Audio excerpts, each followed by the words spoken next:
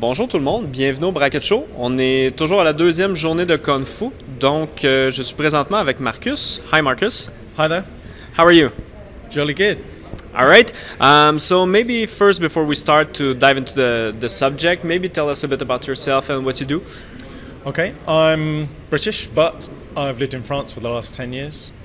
But unfortunately, all my work is in English, and all my clients are English speaking, and my family speaks English, so it's been pretty hard. However, I'm trying to make France my escape plan for Brexit.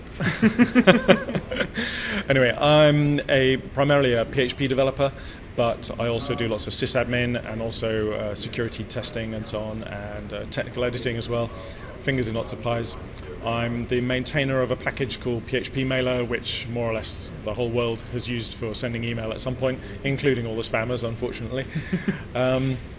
So yeah, I'm here today, or here at the conference. It's my third year in a row that I've been here, and I'm speaking on privacy and email. All right, so yeah, speaking of emails, we'll dive into this interview's subject.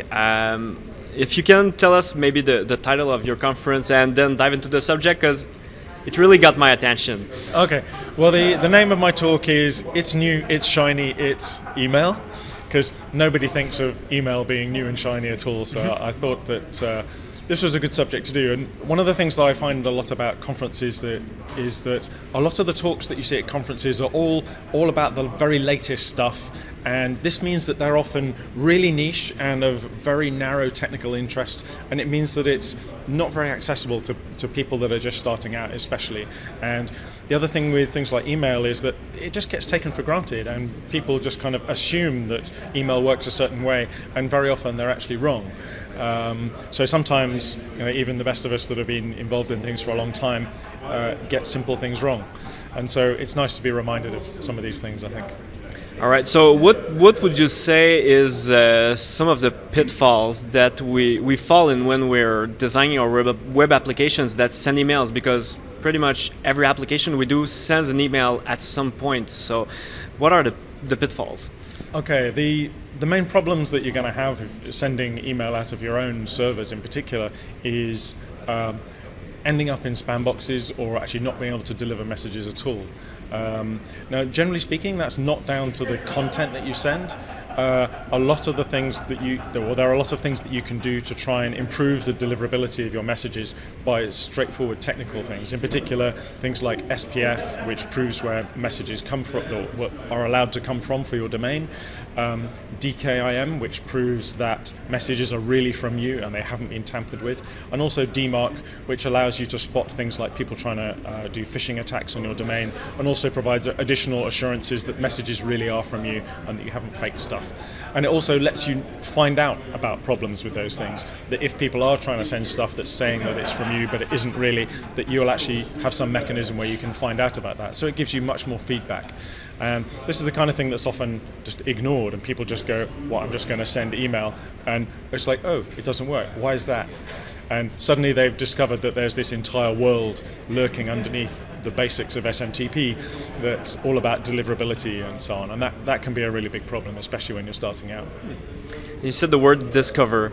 How can people discover this whole, all those issues and all those particularities that you have to implement or manage at some point? Is there any documentation? Is there any official format specs or something that can help developers? Well, one of the problems with email is it's been around for so long that there is just a ton of documentation, but unfortunately some of it is very old, because email's been around since the 70s. There are many RFCs and so on, but a lot of them supersede each other and overlap and sometimes conflict, and it's really difficult sometimes to stay on top of it all, especially when new things come along. So when things like DKM and DMARC came along, people have been really confused by this, because it's introduced all sorts of extra things into the mix that they haven't had to think about in the context of email before. So things like having cryptographic signatures, suddenly you've got this problem that you've got these private keys and things you've got to store around the place, and suddenly your email starts looking more like HTTPS, and you have to do lots of things involving DNS records with strange formats, and you're not quite sure what to put in those fields and so on. But fortunately, there are quite a lot of scanning tools and scanning services which will help you spot problems with your configuration. And again, like I said, the things like DMARC gives you reports and feedback when things are going wrong, and there are services that can help you process those reports. So there are lots of kind of meta layers going on within email and on top of it that help you sort of learn about what's going on. But it is an extremely large pile of technical things that all have to fit together and work and hopefully get your messages delivered.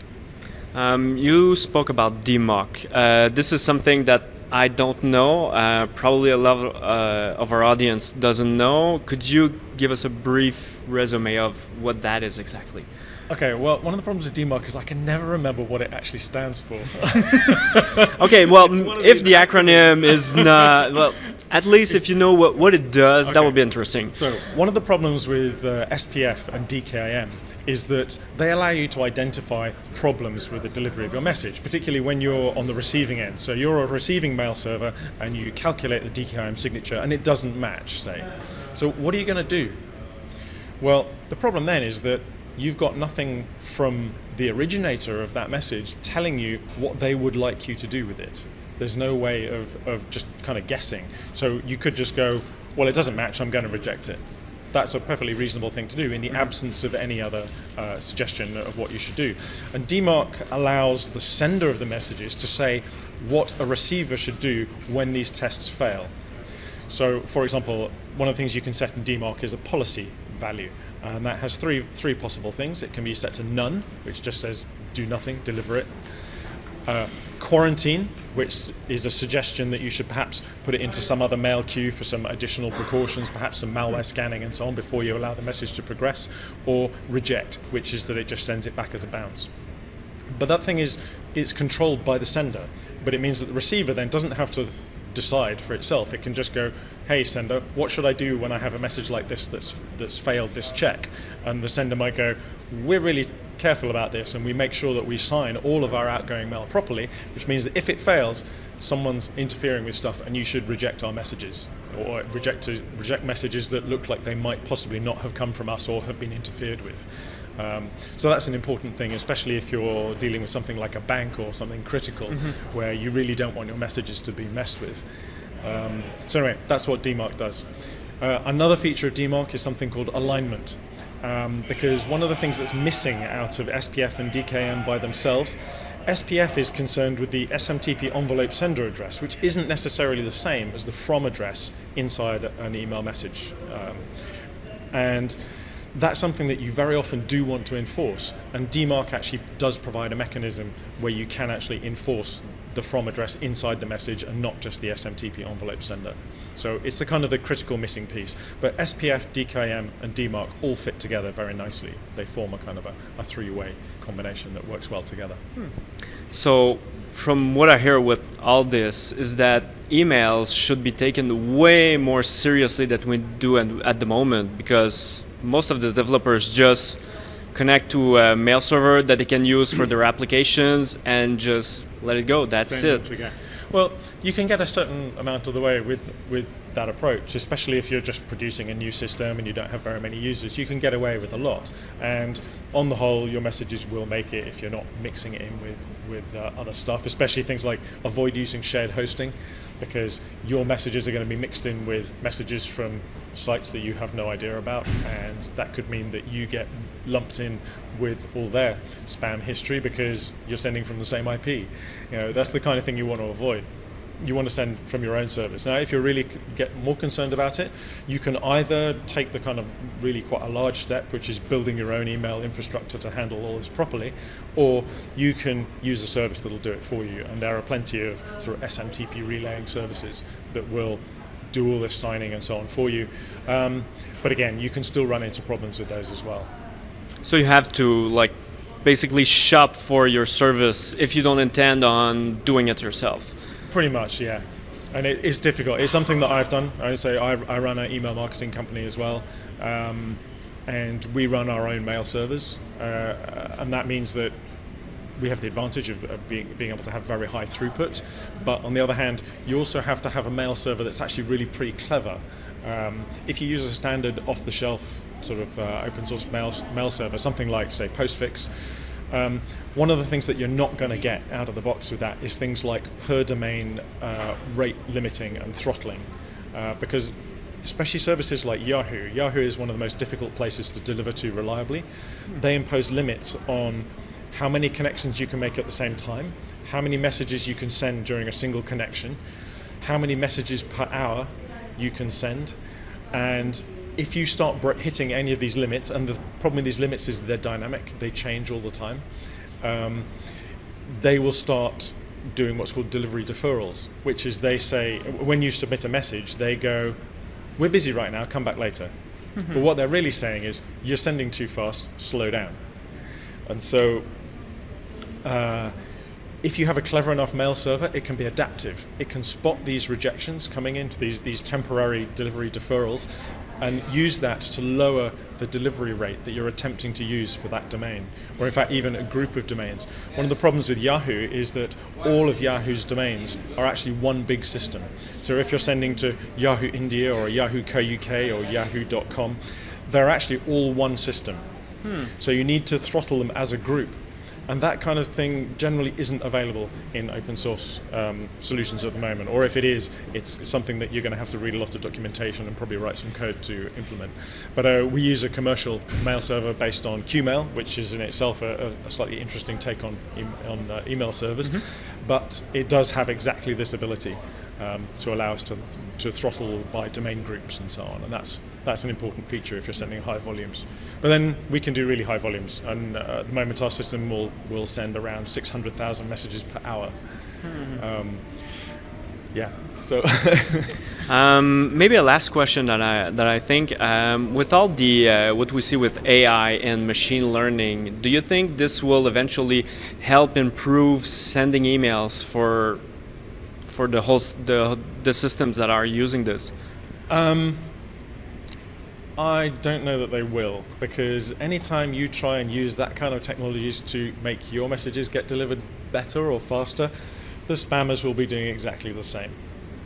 And so they will have exactly the same advantages as you, which means you're locked in an arms race that no one's going to win. One of the things that I'm really keen on is something of a sort of a little pet idea of mine, is the idea of cryptographically provable mailing list subscriptions. And I was thinking about trying to do this as like an extension to DKIM, because DKIM allows you to sign things other than messages and message headers. So perhaps using that mechanism, using the same keys, so you don't need another set of keys and some other weird DNS records. So the idea there is that when you sign up for an email mailing list, that you'd actually have cryptographic proof that you've done so. Now, this could be fantastic news for senders, because it means that you can prove that somebody really did sign up, whereas at the moment you really have to rely on a whole raft of circumstantial evidence, like for example maybe their email, their IP address and a time of day, and and exactly where this was referred from and so on, and the fact that you've kept their click-through that they used on their double opt-in. But this is all circumstantial and it can potentially be faked, whereas a cryptographically signed equivalent of the same process means that it can't be faked, and that would mean then that the senders would be able to say this really is a legit message, and on the receiving end they'd be able to go, yeah, we agree, this is definitely cryptographically signed, it must have been obtained by legitimate means, therefore we're going to allow it to be delivered. But this might be something that a spammer would have a very hard time getting. So it's actually good for senders, it's good for receivers. So I don't know, but I've yet to have anybody actually take me up on my idea that I posted on a little gist somewhere. But anyway, that's the kind of thing I'd like to see rather than more AI. All right, well, that concludes the interview. Thanks a lot for your time. Thank you for interviewing me. It's my first one of these, so it's fun. All right, thanks. Merci tout le monde. Bye.